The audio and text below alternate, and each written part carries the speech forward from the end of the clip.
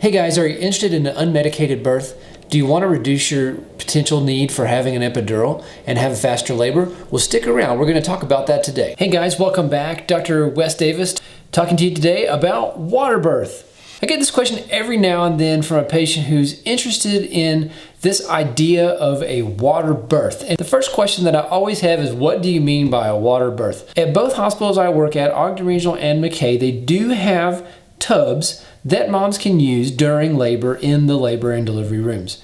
Now, it's really important to understand, like I was saying before, what do you mean by a water birth? I really don't think that for the purpose of this discussion, that's not the best term.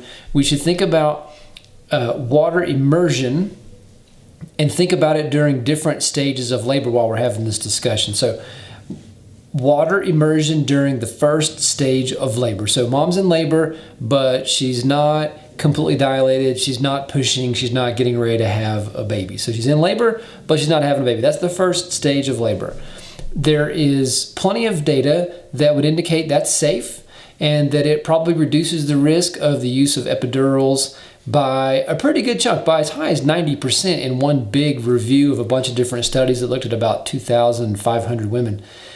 So there's definitely evidence that it could reduce your need to have an epidural. So if you're interested in having labor without an epidural, then the tub use might be a good idea.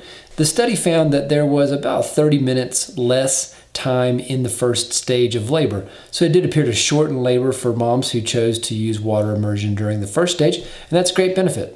It doesn't appear that it's going to reduce your risk of a C-section. The important thing to understand, though, is that we're talking about that first stage of labor. Now, when you're in that second stage of labor, it's a different story for a couple reasons. One of which is it's just not very practical. I'm not getting in a tub with somebody. I mean, I'm a nice guy, but I got to draw the line somewhere. I'm not getting in the tub to have a baby with somebody. There have been studies that looked at this to try to see, are there any risks? It really does not appear that there's any risk for a mom to have the baby actually deliver in the water.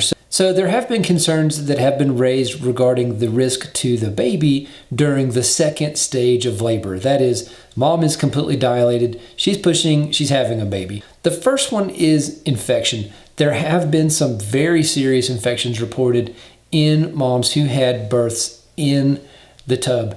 And they primarily boil down to two different types of infections, one organism called Legionella and another infection called Pseudomonas. Both of these are waterborne type infections. They can be associated with just having a big tub full of water. They can be associated with the piping that brings the water into the tub. They can be associated with how well or how not well the tub was disinfected prior to the delivery. So those infections are serious business. There has been one extremely concerning report, a critically ill baby who was born in the tub and had an overwhelming infection with Legionella that was nearly fatal. So that definitely is something that we take very seriously. So infection is one big one. Another real concern is actual drowning. So there have been reports of babies getting basically a lung full of water and having respiratory problems afterwards. There has been this idea floated around by people who are proponents of water birth that babies don't breathe when they're born. They go underwater and they have this diving reflex. So when you jump in a pool, you don't generally take a deep breath. And that may be true for adults, but it has absolutely not been proven with any type of study that would indicate that that's actually true in a newborn. So although you can say it and it sounds good, there's no proof either way. And unless or until there's a good study that shows that there's no increased risk of drownings from being born underwater, then I feel very strongly that the birth itself should occur on land. So our college, the American College of OBGYN, which is where I get a lot of the information that I share with you guys, strongly encourages what I just told you, which is that for now, birth should occur on land. It's probably been occurring that way most of our existence, and we shouldn't try to change it up now.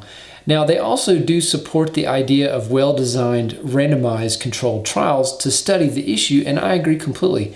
I am all for trying to advance our knowledge in any topic that has to do with women's health, and this is clearly an area that needs more research. But until we have good data from well-designed studies, I just don't think that the potential risk is worth taking with your baby. So I hope that information is helpful to you guys. I really appreciate you watching. If you have questions, please feel free to put them in the comments below. And if you like what you're hearing, if you're interested in what I have to say, please consider subscribing. And thanks a lot for watching, and have a great day.